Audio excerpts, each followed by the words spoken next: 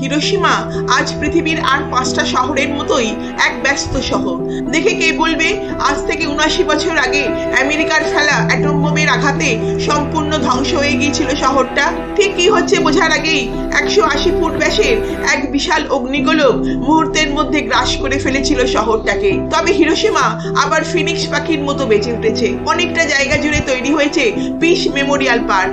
তবে ভুলতে চাইলেও কি সব ভোলা সম্ভব? তাই তো আজও এক মহামৃত্যুর সাক্ষী করে দাঁড় করিয়ে রাখা হয়েছে সেদিনের এক বিশাল অট্টালিকার কঙ্কালটাকে, যা সেদিনের সেই প্রলয়ে ক্ষতিগ্রস্ত হলেও সম্পূর্ণ ধ্বংসপ্রাপ্ত হয়নি। মিউজিয়ামে রাখা সেদিনের টুকরো টুকরো স্মরণ চিহ্নের মধ্যে আছে ঠিক সেই সময় বন্ধ হয়ে যাওয়া একটা ঘড়ি। অ্যাটম বোমার অভিঘাতে 10,000 অকাল মৃত জাপানি শিশুদের জন্য তৈরি স্মৃতিসৌধের উপর রাখা লিউকোমিয়ায় মৃত এক ছোট্ট মেয়ের মূর্তিটা আকাশের দিকে দুহাত বাড়িয়ে যেন বলছে, বন্ধ হোক পারমাণবিক মারণাস্ত্র।